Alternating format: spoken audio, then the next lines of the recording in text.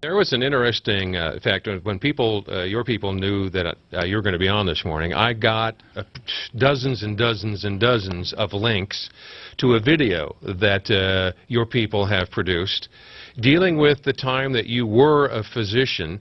And this was of I don't know, I'm assuming you're aware of this, was a black fellow from Texas whose wife was in distress, giving birth in a hospital, and she was having trouble, and they were having trouble finding a doctor who was willing to give them service, and by implication, because he was black and she was a white lady, that she was having trouble finding an emergency physician. Here's the sound of some of this. It was between 1972 and 73, but it was still a lot of prejudice around this area. My wife was sick and I was trying to get some attention for her. Nobody came to check. They just left her there. Well, I believe I was left there because of the difference, me being black and her being white. And every time I would say something to the head nurse, she would get pretty upset. And then she finally called the Freeport Police Department, said I was harassing her.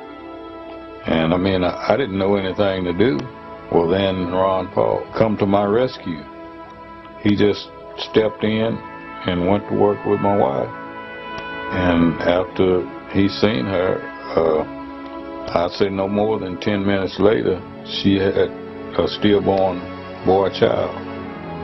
And he said as far as the bill, he would take care of everything, which he did. I never got a bill from the hospital or anything. And he was a doctor of medicine, and that's what he was doing, was practicing medicine, and it didn't matter who and what and why.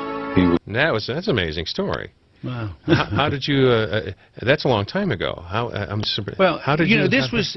I just saw this a little while ago. It wasn't put out by our campaign. It was put out by that, the super PAC type stuff that are separated from the campaign. Okay. I'm amazed at how they found that. If you would have asked me to go back and find somebody like that, I wouldn't know. But to me, I don't remember it. I don't recall it because it was one of, just the way we practice medicine, in a way at least I practice medicine. Obviously, it was incredibly important to that guy. It was a non-event in the sense that that is what I thought my responsibilities were, but I never had the knowledge how grateful he was, and to me that's magnificent. After all this time, isn't it?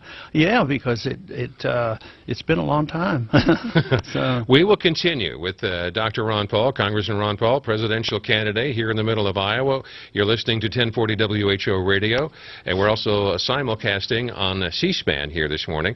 And Mr. Cooper is going to update us on our farm markets. We'll reconvene in just a moment at 1040 WHO.